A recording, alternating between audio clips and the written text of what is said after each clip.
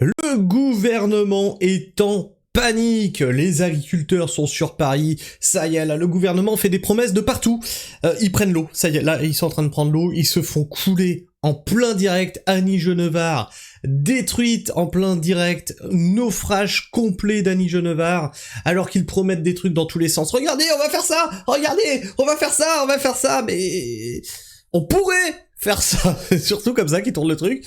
Ils font encore une fois des promesses en espérant que les agriculteurs rentrent chez eux, la sauce ne prend pas, ils ne s'attendaient pas à ce que les agriculteurs puissent monter sur Paris. Nous allons faire le tour de tout ça, mais bien sûr, hein, ne vous y trompez pas, les forces de l'ordre vont être remobilisées pour mater la révolte agricole. Ils ont maté les gilets jaunes par la violence, ils materont certainement les paysans par la violence. Grégoire de Fournas qui dénote un truc, il a pris des screens des deux publications, il faut bien faire attention, ce n'est pas la même. On va regarder. Il lui dit « Bonjour Annie Genevard, en une demi-heure, votre annonce passe au conditionnel, vous vous moquez de qui ?» Alors là, c'est très intéressant. Sa publication de 15h43 qu'elle a supprimée, hein, on voit bien que c'est le 7 janvier 2026. MACF, face à l'urgence, j'ai été très ferme aujourd'hui à Bruxelles, son application aux engrais doit être suspendue. Donc ça c'est la surtaxe carbone sur les engrais, hein, que les agriculteurs utilisent. Et la réponse du commissaire Sefcovic a été claire. La taxe carbone sur les engrais sera suspendue avec effet rétroactif au 1er janvier 2026. C'est-à-dire que la taxe est suspendue avec rétroaction, donc on rembourse les agriculteurs de cette taxe-là qu'ils ont déjà payée. C'est une excellente nouvelle et un soulagement pour nos agriculteurs. Il n'y a donc aucune justification que les importateurs d'engrais augmentent leur prix. Ah oui, mais elle s'est trompée. Ben oui, mais faut être macroniste jusqu'au bout, Annie. Du coup, vous voyez, elle a bien dit, les engrais seront, la taxe carbone sera suspendue. Rectification. Et là, quand je vous dis, les mots ont un sens, les amis. La réponse du commissaire Sefcovic a été claire. La taxe carbone sur les engrais pourra être suspendue avec effet rétroactif au 1er janvier. Oui, ça pourrait être fait. Ah, on vous a pas dit qu'on le ferait, on vous a dit que c'était probable, c'était possible. Malheureusement, nous n'avons pas trouvé de terrain d'entente. Les violons. L'affaire est pliée, nous avons bataillé ferme, la ministre de l'Agriculture répond aux agriculteurs sur le Mercosur, alors nous allons voir ça. Ah, je peux pas encore faire de pause. Ah. Allez, rafraîchis-moi cette page. Nous allons donc écouter avec délectation notre très chère Annie Genevard qui ne connaît rien de l'agriculture mais qui nous dit qu'elle a bataillé ferme, c'est-à-dire que ça fait maintenant des années qu'elle est en place, ça fait des années que Macron est en place, ça fait des années qu'on discute sur le Mercosur, ça fait des années qu'on dit qu'on n'en veut pas, et là il faut que les agriculteurs soient sur Paris et donc les menacent réellement de renverser la table pour... Non mais ça y est, on a une solution en fait. Alors on va voir, qu'est-ce qu'elle nous dit. C'était l'ordre du jour de la réunion, mais ça n'est pas un enfumage. Moi, je n'ai aucune difficulté à parler du Mercosur, J'ai aucune difficulté à parler, surtout à la FNSEA en fait. Parler encore sur une antenne aujourd'hui. Ma position, vous la connaissez, elle est constante depuis des mois. Ce projet d'accord avec les pays du Mercosur est un mauvais accord. C'est un vieil accord qui n'est pas suffisamment protecteur, qui expose beaucoup de filières agricoles et qui, légitimement, suscite beaucoup de...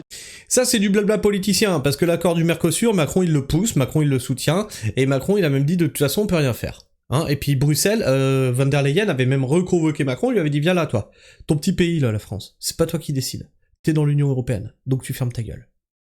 D'opposition à la fois chez les agriculteurs, mais au Parlement, va faire la France concrètement, et je dirais de façon générale dans la société.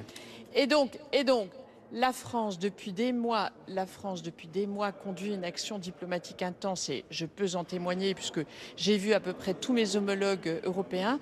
Et elle n'est pas seule, d'autres pays l'ont rejointe. Est-ce que ce sera suffisant pour bloquer le Mercosur ? Nous le verrons bien. En tout cas, la France ne peut pas, à ce stade, approuver ce projet d'accord en l'état. Oui, mais même si on ne l'approuve pas, il va s'appliquer, Madame.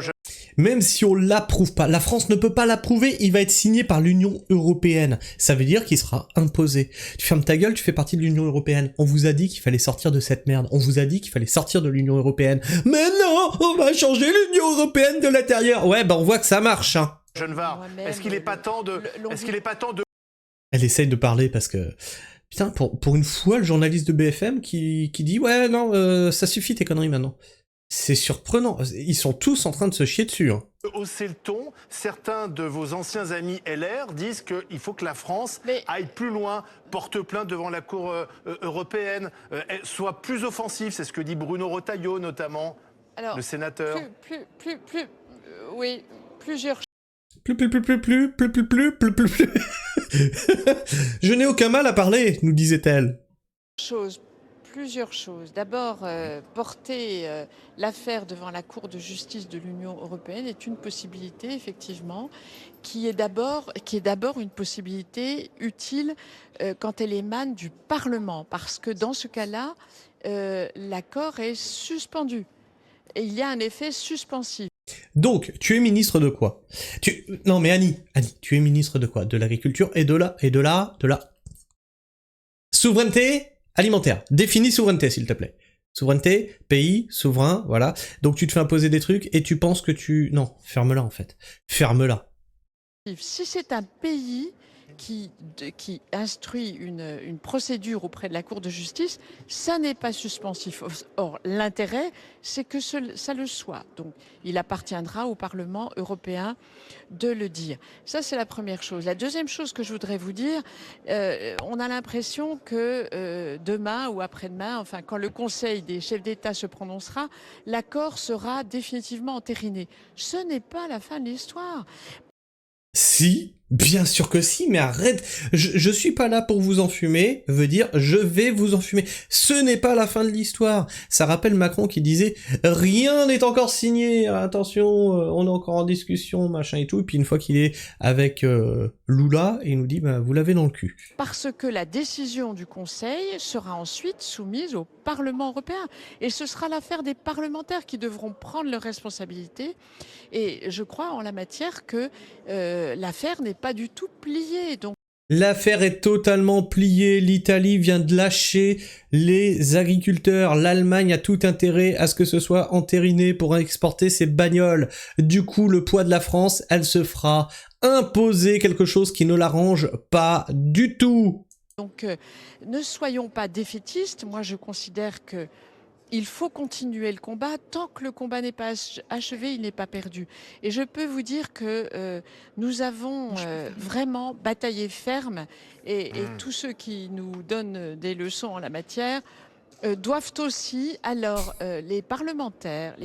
Tous ceux qui nous donnent des leçons en la matière, ça s'appelle des agriculteurs, tête de nœud. Ouais, t'es censé les représenter. Tu connais rien au monde agricole. Ferme-la. Ferme-la, Annie. Les parlementaires qui disent la France doit être plus offensive, eh bien je leur dis, chers amis parlementaires, allez voir vos homologues européens parce que dans quelques jours, dans quelques semaines, l'affaire, ce sera celle du Parlement. Donc le message doit être... Là, vous voyez la petite pirouette à la fin? Bah à la fin, si c'est décidé, c'est pas ma faute, c'est à cause des parlementaires. Pop, pop, pop, pirouette, cacahuète. Alors dans les commentaires, ça doit être magique. Il n'y a pas une loi contre les fake news. Très bon, très très bon. Pendant ce temps-là, les seuls à aider les Français, ce sont les agriculteurs qui déneigent effectivement pour les communes. Hein. La France n'a qu'à sortir de l'Union Européenne, effectivement. C'est quoi le bilan en 30 ans de Maastricht? C'est quoi le bilan depuis le traité de Lisbonne? Je suis tout à fait d'accord avec ça. La ministre chante toujours la même berceuse qui est encore dupe. Elle voulait dire « Nous avons bataillé contre les fermes ». C'est plutôt ça, je pense, oui, c'est plutôt ça. Annie Genevard qui nous dit « Je ne suis pas favorable à cet accord avec le Mercosur, mais comme dirait un youtubeur désormais disparu, Fanta, du duo Fanta et Bob, mais c'est pas toi qui décides !» Et moi, ma position, elle a été constante, vous le savez. Je ne suis pas favorable à cet accord. Je n'y suis pas favorable et je l'ai dit de toutes les façons. Parce que moi, je suis la voix des agriculteurs et je suis aussi leur bouclier. Je suis la voix des agriculteurs quand je demande à ce qu'on abatte leur cheptel. Et qui disent non. Je suis leur voix, bien sûr. Donc je ferai... Et leur bouclier. Je suis leur bouclier. Oh, fallait l'oser, celle-là. Fallait l'oser, mais vous allez voir le courage de cette femme. Tout pour les protéger de ça. Donc elle fait tout pour les protéger. Qui peut répondre? Personne. Ah ben je croyais que t'étais la voix des agriculteurs, mais tu veux pas les écouter, hein, c'est bien ça, alors on va aller voir les citations. Oh, c'est toujours rigolo. Vous avez raison d'interdire tout commentaire, car effectivement, Annie Genevard, ce que vous dites est inqualifiable. Ah, si elle n'est pas favorable, nous voilà rassurés, c'est l'Union Européenne le problème. Référendum 2005. Tout comme vous n'êtes pas atteinte de mythomanie. Avec du courage, il faut démission, Frexit, l'Union Européenne nous ruine, nous censure, va contrôler nos comptes, les politiques, les gouvernements et les médias sont corrompus, qui pour venir à notre secours. Tellement pas crédible que ces commentaires sont bloqués. Genou de la flûte. Bref, voilà. Mais vous voyez, la FNSEA bloque les commentaires, Annie Genevard bloque les commentaires, y a plus personne qui peut communiquer avec eux, c'est magnifique. Ils sont dans leur bulle là. Chat perché, tu me toucheras pas. Ils sont en panique totale. Emmanuel Macron qui s'exprime, ça y est, il commence à chier liquide. Il n'y aura pas de hausse de prix des engrais liés à la taxe carbone aux frontières. C'est bon, rentrez chez vous. Oh, je vous donne ça. Il n'y aura pas de Mercosur, peut-être. Les vaches, on vaccine. Les engrais, c'est bon, les engrais c'est fini. Vous voulez quoi de plus? Sortez de Paris, s'il vous plaît, qu'ils viennent me chercher. Celle-ci sera révisée pour permettre la suspension de son application aux engrais, tandis que les droits de douane sur les engrais et intrants seront abaissés rapidement. Après le renforcement du budget... Alors ça c'est à la fois... Ça aurait pu être une bonne mesure, mais à la fois très conne. Moi, ce que je dis, c'est qu'effectivement, il faut taxer des trucs qui arrivent sur le territoire. Des trucs qu'on produit déjà sur le territoire. C'est-à-dire que si tu as du vin qui rentre alors qu'on en produit, bah, il faut le surtaxer. Si tu as du lait qui rentre alors qu'on en surproduit, il faut le surtaxer. Si tu as de la viande qui rentre, faut le surtaxer. Non, là, on signe le Mercosur. Par contre, quelque chose, dont on a besoin, c'est-à-dire les engrais, vous le surtaxez, alors qu'on ne le produit pas en France. Alors tu vas me dire, oui, mais machin, c'est une taxe carbone, c'est parce que ça pollue, etc. Moi, je suis d'accord avec toi. Mais avant de taxer ce produit-là, fais en sorte de créer une filière de compostage, etc., pour nourrir tes paysans en engrais. Hein. Moi, j'utilise pas des engrais chimiques, mais j'utilise des engrais organiques, hein. Des granulés, beaux chevaux, hein, c'est des trucs avec 3 fumiers, t'as vu, c'est... Alors oui, si tous les agriculteurs se mettaient à utiliser ça, il y en aurait pas assez. Mais si tu développais une filière comme ça, comprends-tu ce que je veux dire? Ah merde, ça rentre pas du coup en corrélation avec les desiderata de EELV qui veut moins d'élevage. Ah oui, parce que pour faire des engrais, il faut de l'élevage. Oh merde alors! C'est con, les engrais c'est du caca. Sans mauvais jeu de mots, c'est littéralement du caca. Après le renforcement du budget de la PAC, y a rien. Annoncé hier, déjà la PAC c'est un truc qui ne fonctionne pas. Je vous l'ai déjà expliqué, comment démonter les arguments des Eurogaga. On envoie 25 milliards à l'Union Européenne, il nous en revient 9 milliards pour la PAC, 6 milliards pour les subventions diverses, donc 15 milliards. On a perdu 10 milliards dans l'opération, et ils nous disent non mais on va renforcer la PAC, on perd de l'argent! Nous venons d'obtenir pour nos agriculteurs ces nouveaux engagements de la Commission européenne. Ah dis donc, c'est marrant parce que là en quelques jours vous obtenez énormément de choses. C'est marrant parce que ça fait des années que ça gueule. C'est bizarre ça, hein. Tout ça pour nous dire dans quelques mois, ah merde, disons que c'était en ballottage, on était en discussion. Oui, j'ai dit qu'on avait obtenu, mais c'était pas signé encore, vous comprenez. C'était indispensable. Ah bah oui, t'avais tout le temps pour le faire, c'est marrant, hein, vous arrivez à avoir des décisions ultra rapides quand vous êtes en panique. Oh, c'est rigolo. Nous restons mobilisés pour soutenir nos agriculteurs et protéger notre souveraineté alimentaire. Définis souveraineté alimentaire, s'il te plaît, hein, parce que le Mercosur, moi je pense pas que ce soit de la souveraineté alimentaire. Rester dans l'Union Européenne qui détruit notre agriculture, je ne pense pas que ce soit de la souveraineté alimentaire. Alerte info sur le Mercosur, von der Leyen pourrait signer le Mercosur dès lundi au Paraguay. Annie Genevard prend l'eau en direct et parle du 12 janvier pour gagner du temps. Les journalistes rappellent que l'Italie lâche la France. C'est un naufrage en plein direct. C'est pas pour un pays fondateur comme la France, c'était pas très élégant, c'était pas très loyal de faire ça. D'accord, vous vous battez, mais vous perdez ce combat. Ursula von der Leyen pourrait signer le Mercosur au Paraguay dès lundi. Mais je voudrais vous dire une chose. Tant qu'un combat n'est pas achevé, il n'est pas perdu. Donc oui, c'est-à-dire que tant que c'est pas signé, c'est pas perdu. Bon, là, clairement, on n'a plus de billes, mais voilà. Mais c'est pas encore perdu, en fait. Pourrait arriver un accident d'avion, pourrait perdre son stylo, pourrait... je sais... Mais c'est pas perdu encore. ce combat, il sera mené jusqu'au bout. J'ajoute un point important pour vous téléspectateurs, c'est pas la fin de l'histoire, le 12. Alors, ça n'est pas la fin de l'histoire. Bah, tout simplement parce que le 12, le Conseil des chefs d'État va se prononcer, mais après, ça va partir au Parlement européen. Et ce sera l'affaire... Mais oui, en fait, les gens là, vous vous révoltez. Mais vous êtes trop cons, en fait, vous avez pas compris. C'est qu'une fois que le Mercosur il est signé, c'est pas la fin de l'histoire, mais t'inquiète, mais c'est bon. Arrêtez, s'il vous plaît. Des parlementaires européens. Et moi, j'entends bien sensibiliser les parlementaires européens. Et du reste, vous savez... Mais moi, j'entends bien sensibiliser les parlementaires européens. Bon, j'ai pas réussi à les sensibiliser. Bon, bah... Voilà, tant pis. Du coup, c'est signé. Bon, on a quand même bataillé. Hein. Sortez de ce truc qui ne sert à rien.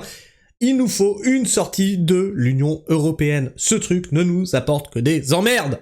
Il n'est pas du tout garanti que l'accord soit validé par le Parlement européen. Mais vous êtes seul aujourd'hui avec la Pologne, la Hongrie, ce que vous n'avez pas réussi à faire pendant des mois, ni Jeanne Barr. Vous pensez vraiment, non mais sincèrement, vous pensez vraiment que c'est réaliste aujourd'hui de trouver une minorité de blocage et de bloquer ce traité? Ce que vous n'avez pas réussi à faire en plusieurs mois, même je dirais plusieurs années, vous pensez que vous allez le faire en quelques jours. Ah non, c'est magique. Oh putain, oh la bastos! Pour la France, vous le pensez vraiment ou vous dites ça pour temporiser? Moi, pour ça fait 6 mois que je... C'est moi ou les journalistes sont en train de les lâcher, là? Je vais de capitale en capitale rencontrer mes homologues. Et la France a pris le lead sur ces sujets pour... Ah bah on voit que ça marche quand vous prenez le lead, dis donc. Parce que la France est regardée dans les décisions qu'elle prend. Vous parlez de la Pologne, vous parlez de la Hongrie, de l'Autriche, de la Belgique, de l'Irlande, de l'Italie. Tous ces pays nous ont aidés à repousser. Oui, l'Italie nous a lâchés depuis. L'Italie... Deuxième bastos en direct. Oh la pauvre, oh la pauvre. L'Italie probablement votera en faveur du Mercosur et c'est... Mais donc c'est fini pour la France. Non mais c'est fini pour la France. Non mais aidez-moi. D'habitude vous êtes là pour me soutenir, merde. Comme je viens de vous le dire, le combat n'est pas achevé et il continuera. Le 12, l'histoire n'est pas achevée. Et ce projet d'accord, nous n'avons eu de cesse que d'en corriger les effets négatifs. C'est à la demande de la France. Elle a pris le lead sur la clause de sauvegarde, sur la réciprocité des normes, sur les contrôles. Maintenant, il n'empêche que même si nous avions toutes ces améliorations, et nous les aurons sans doute, si l'accord est validé, néanmoins, d'abord, aujourd'hui, le compte n'y est pas d'une part, et d'autre part, ce projet d'accord, c'est un vieil accord, c'est un accord d'un autre. Un vieil accord. Arrête. Arrête. Il sera signé, vieux ou pas. Pour entendre un discours de McKinsey, appuyez sur le bouton. Très bon, très bon. Évidemment que le Parlement européen va le voter, la France est complètement seule sur ces questions. Et puis en 2005, on avait dit non. Bref, et toi, qu'est-ce que tu penses de tout ça? Faut-il faire le Frexit? Dis-le-moi dans les commentaires, partage-moi ton avis et ton opinion. J'ai hâte de te lire. Tu peux t'abonner si tu es encore là en fin de vidéo, bien sûr. Partager cette vidéo autour de toi, la liker, la booster, la commenter pour faire gigoter les algorithmes de YouTube. Et bien entendu, tu peux partager la pragmatisme autour de toi.